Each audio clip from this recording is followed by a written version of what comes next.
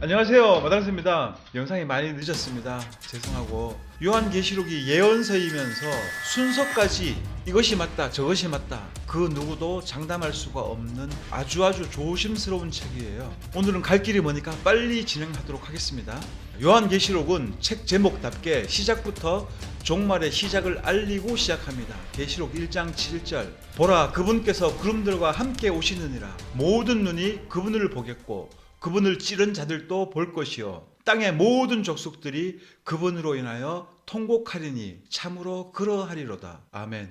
대환란 들어가기 전에 예수님이 공중 재림하시는 것을 미리 선포하는 말씀입니다. 구름 타고 공중 재림하시면 갑자기 조용히 사람들을 데리고 가는 것이 아니라 1장 7절을 봤더니 모든 눈, 한 명을 가르치고 있지 않죠. 세상에 있는 모든 눈이 예수님의 공중 재림을 본다고 말씀을 하고 있습니다. 휴거는 절대 몰래 일어나는 것이 아닙니다. 지난 시간들도 봤지만 그 환란의 날들이 있고 한국 전쟁이나 천재지변, 기근, 전염병 같은 것들을 저는 이해를 하고 있습니다. 그 환란의 날들이 있은 다음에 하늘이 흔들리고 별이 떨어지고 세상 모든 사람들이 나와서 하늘을 쳐다볼 때 하늘에서 거대한 나팔 소리가 울리면서 구름 타고 예수님이 공중 재림을 하십니다. 이것은 제가 문자적으로 이해하는 휴거예요. 마지막 나팔에 호련히 변화된다고 하셨으니까 2020년 나팔절은 9월 18일 금요일 저녁부터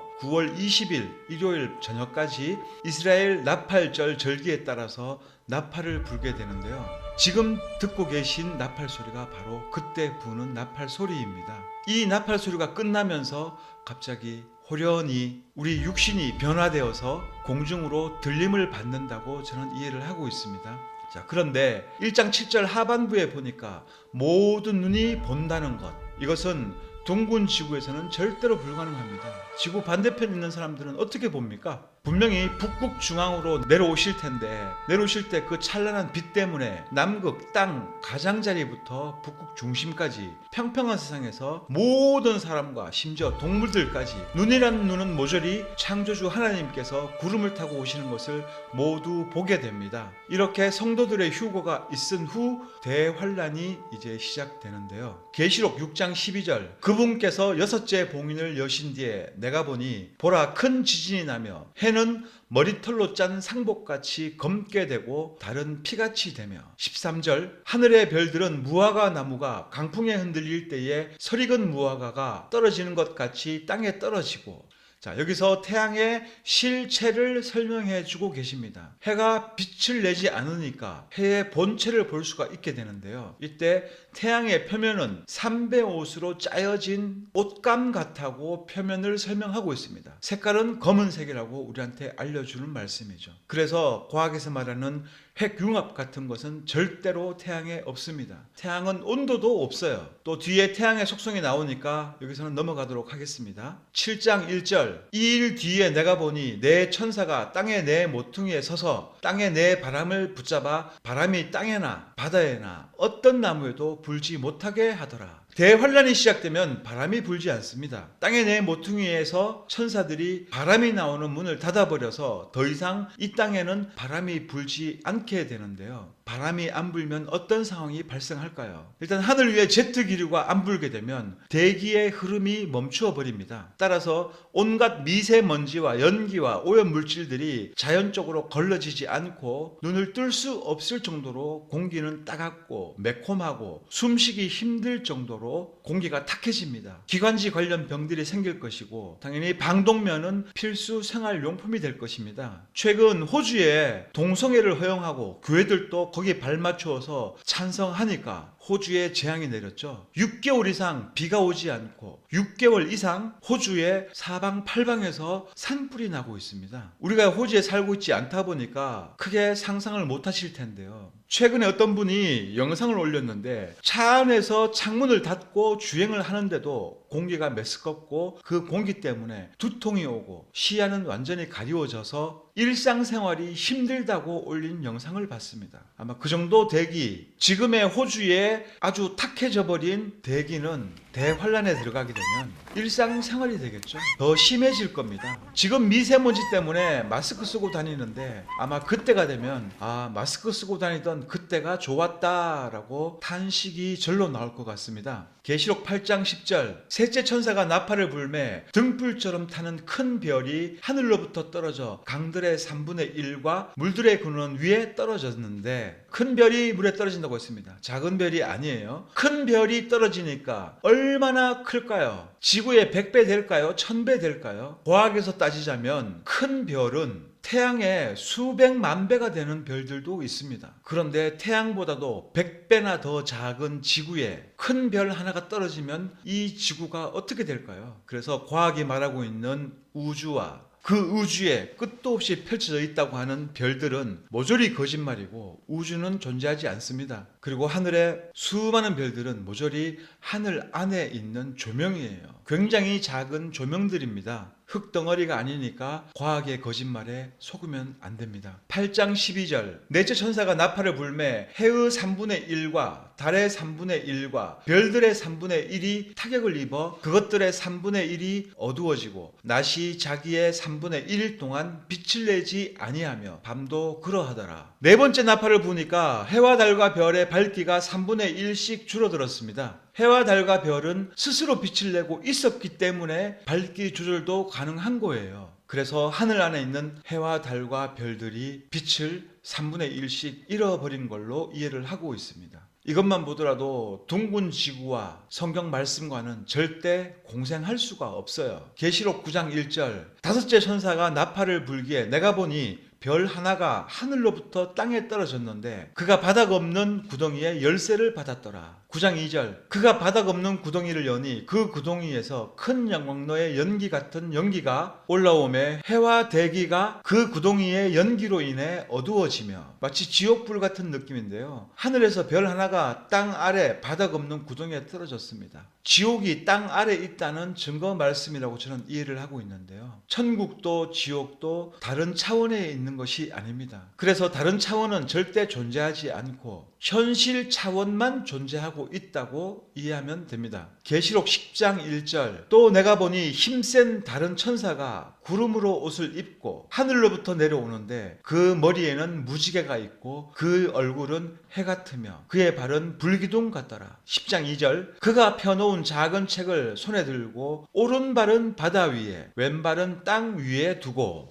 자, 천사가 한쪽 발은 바다에 또 다른 한쪽 발은 땅에 발을 두고 서 있습니다. 엄청나게 큰 거인이라고 생각하는데요. 키가 수백 미터는 되지 않을까 하고 저는 추측을 합니다. 요한계시록 환란 막바지 때 보면 괴상한 괴물들이 등장하는데 모조리 등치가 엄청납니다. 물론 상징적인 의미로 짐승을 표현했을 수도 있지만 뒤에 용이 나오는데요. 크기가 엄청납니다. 그냥 우리가 공상과학 영화를 보잖아요. 공룡 같은 괴물들이 등장을 합니다. 그래서 도시를 파괴하는데요. 2016년에 나온 파이널 판타지 영화를 추천합니다. 그 영화를 보게 되면 하늘 도움이 있고요. 그리고 거대한 괴물들이 그 도시를 파괴합니다. 단순한 FS가 아니라 종말 때의 일을 미리 보여주고 있다고 저는 생각을 하고 있는데요. 요한계시록 뒤쪽으로 가면 유프라데스 강에 묶여있는 네 천사가 나옵니다. 그런데 파이널 판타지에서도 도시에 숨겨져 있던 거대한 괴물들이 등장을 합니다. 그래서 제가 생각할 때 파이널 판타지 2016년에 나온 영화는 종말 세상을 미리 보여주고 있다라고 저는 이해를 하고 있습니다. 계시록 11장 6절 이들이 하늘을 닫을 권능을 가지고 있으므로 자기들이 대언하는 날들에 비가 내리지 아니하게 하고 또 물들에 대한 권능을 가지고 있으므로 그것들을 피로 변하게 하며 언제든지 자기들이 원하는 때에 모든 재앙으로 땅을 치리로다. 자, 여기 두 증인이 등장하는데요. 사역을 시작하면서 제일 먼저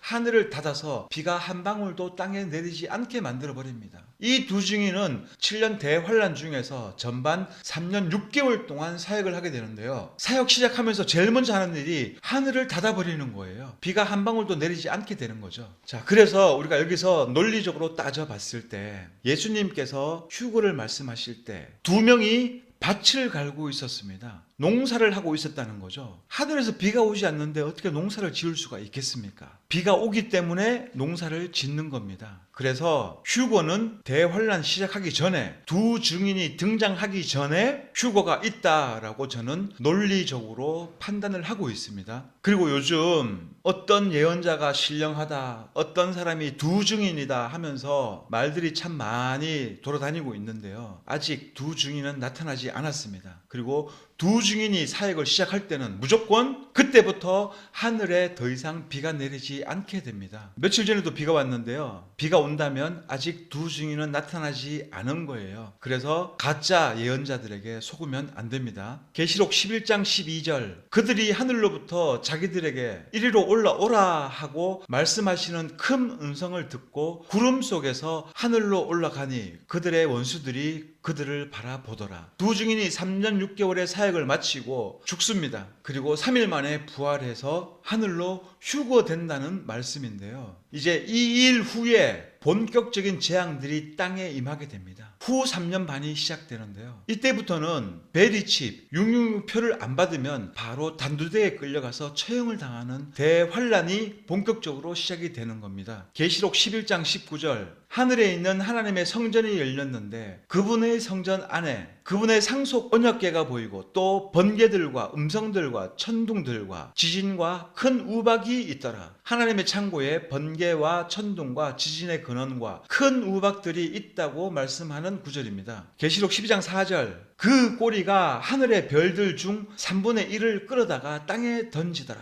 용이 막 해산하려고 하는 그 여자 앞에 서서 그녀의 아기가 태어나면 곧 그 아이를 삼키고자 하더라. 자, 여기 사탄이 하늘에서 꼬리를 휘저어서 하늘에 있는 별 3분의 1을 땅에 내 던진다고 기록하고 있는데요. 하늘에 있는 별 3분의 1을 땅으로 던지려면 이 용의 덩치가 얼마나 커야 되겠습니까? 아마 세상 사람들이 하늘만 쳐다봐도 다 보일 정도로 엄청나게 클 것으로 추측하고 있습니다. 또 하늘의 별 3분의 1이 땅에 떨어진다고 했는데 우주가 있다면 불가능하겠죠. 우주의 모든 별들이 있다면 별 한 개도 이 땅은 감당할 수가 없어요. 그런데 하늘의 별 3분의 1이 이 땅에 떨어질 수 있는 이유는 과학에서 말하는 그 별은 가짜 별이고 진짜 별은 하늘 위에 떠 있는 조명입니다. 그리고 하늘 위에 떠 있는 조명을 제가 직접 찍어서 증거 영상으로 별이 조명이라는 사실을 여러분들한테 알려줘도 여러분들은 믿지를 않아요. 별이 조명이기 때문에 땅에 3분의 1의 별들이 떨어져도 이 땅이 별 이상이 없는 겁니다.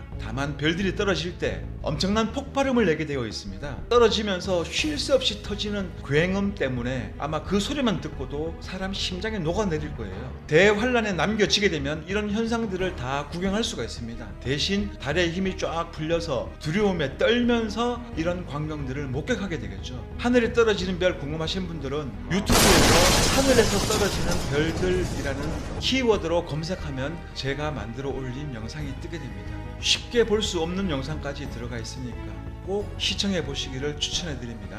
아직도 우주가 팽창한다고 과학자들은 헛소리를 내뱉고 있는데요. 그 과학자들 뱃속에는 얼마나 하나님을 향한 미움과 대적하는 기운이 있는지 알 수 있습니다. 과학은 절대 하나님을 인정하지 않습니다. 창조과학은 단순히 과학과 성경을 혼합해 놓은 술일 뿐이고 과학과 성경은 절대 섞일 수 없는 물과 기름이 됩니다. 계시록 12장 10절, 또 내가 들으니 하늘에 큰 음성이 있어 이르되 이제 구원과 힘과 우리 하나님의 왕국과 그분의 그리스도의 권능이 임하였도다. 이제 우리 형제들을 고소하는 자 곧 우리 하나님 앞에서 밤낮으로 그들을 고소하던 자가 쫓겨났도다. 자, 이 구절을 잘 기억해 두셔야 됩니다. 사탄은 지금도 밤낮 없이 여러분들을 하나님께 고소하고 있습니다. 욥을 하나님 앞에서 고소했듯이 지금도 여러분들의 행위에 대해서 하나님 앞에서 고소를 하고 있습니다. 저기 저 이상한 놈이 이러이러한 죄를 지었는데 하나님이 왜 이걸 용납하십니까? 죄의 대가를 지불하게 해 주세요 라고 지금도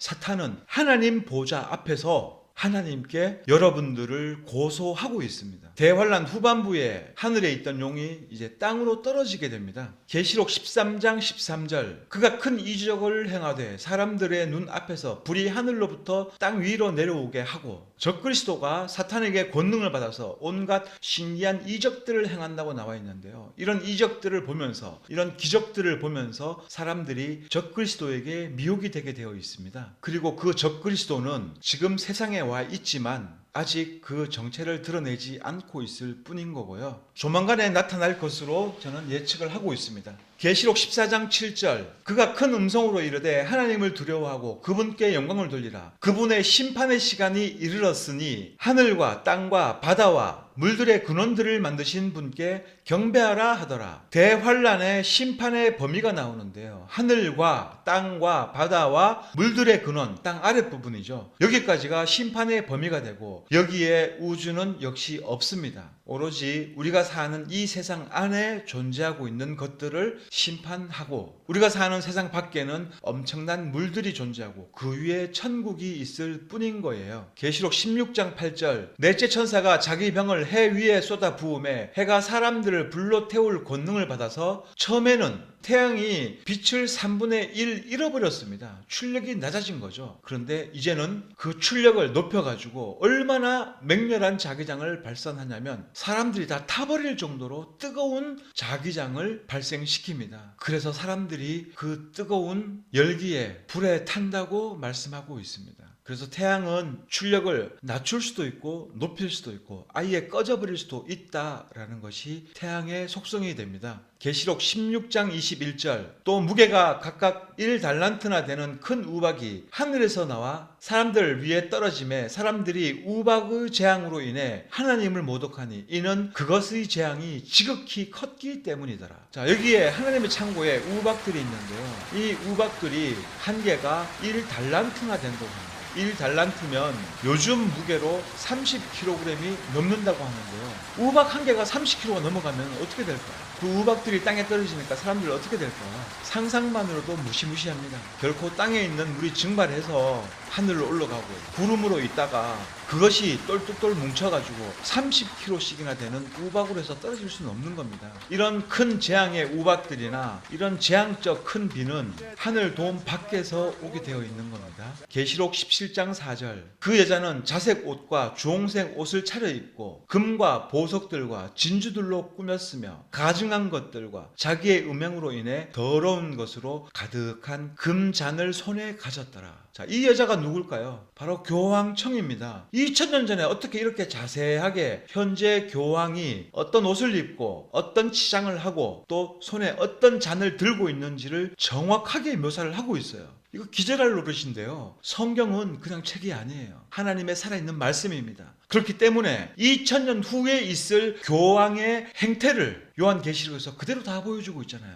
자색 옷을 입고 손에 금잔을 들고 치렁치렁 여자처럼 보석으로 꾸미고 있어요. 이런 성경책을 인간이 썼다는 것은 절대 있을 수 없는 일이에요. 그래서 성경을 우습게 보는 것은 곧 하나님을 우습게 보는 겁니다. 이것이 얼마나 무섭고 두려운지 깨달아야 되고요. 여러분들은 장난으로도 성경 말씀을 비웃거나 조롱하면 정말 큰 벌을 받게 됩니다. 계시록 17장 18절, 또 내가 본 그 여자는 땅의 왕들 위에 군림하는 저 큰 도시니라 하더라. 18장 9절, 그녀와 음행하고 호화로이 살던 땅의 왕들이 그녀가 탈 때에 나는 연기를 보고 그녀로 인해 슬피 탄식하며 그녀를 위해 애통할 것이요. 자, 여기 교황청의 멸망이 나오는데요. 교황청을 멸망시키는 주범은 다름 아니라 교황청이 세운 뉴월드 오더의 10개 나라의 왕들이 교황청을 멸망시켜버리고 불태워버립니다. 그리고 18절에 땅의 왕들 위에 군림하던 저 큰 도시 바티칸이잖아요. 이렇게 2000년 전에 오늘날 있을 바티칸의 일거수 일투족을 성경은 자세하게 기록하고 있습니다. 정말 무서운 책이에요. 계시록 19장 17절, 또 내가 보니 한 천사가 해 안에 서서 하늘 가운데 날아가는 모든 날짐승을 향하여 큰 음성으로 외쳐 이르되 너희는 와서 위대하신 하나님의 만찬에 함께 모여. 자, 여기 보니까 천사가 태양 안에 서 있습니다. 태양의 표면은 굵은 벼옥같이 짜져 있는 천과 비슷하다고 말씀했는데요. 태양 안에는 방이 존재하고 있어요.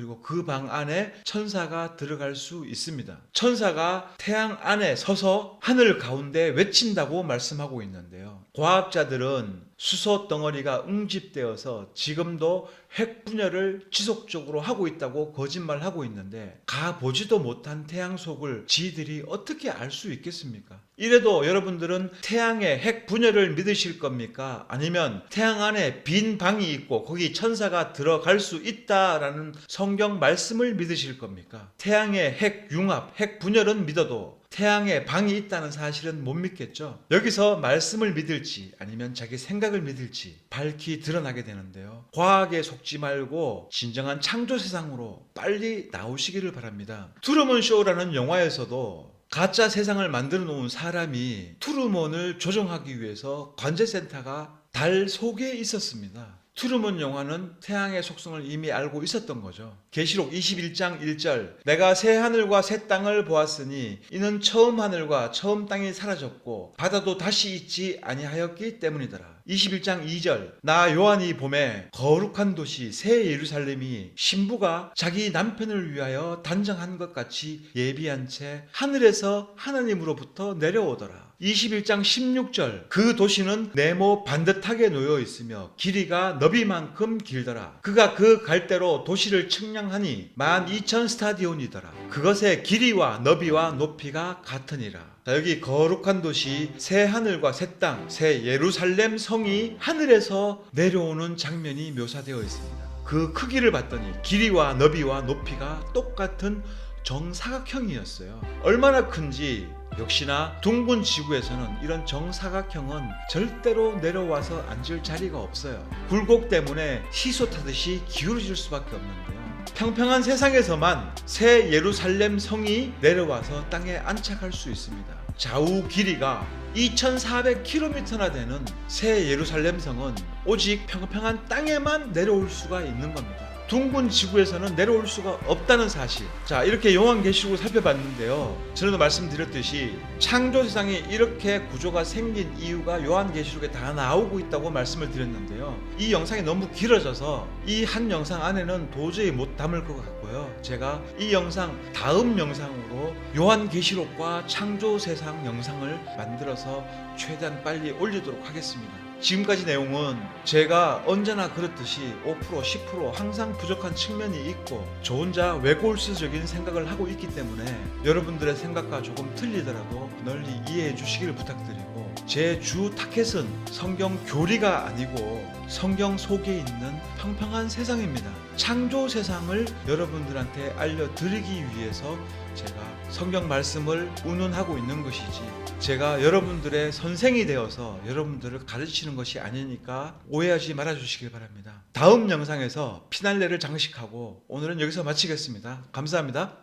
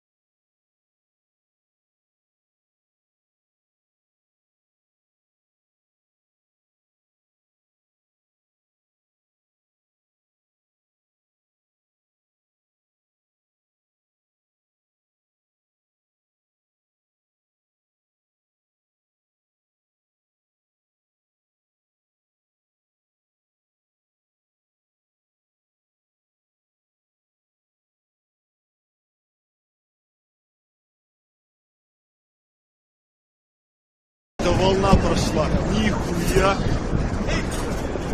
Это волна подошла. Это там было, волна пришла.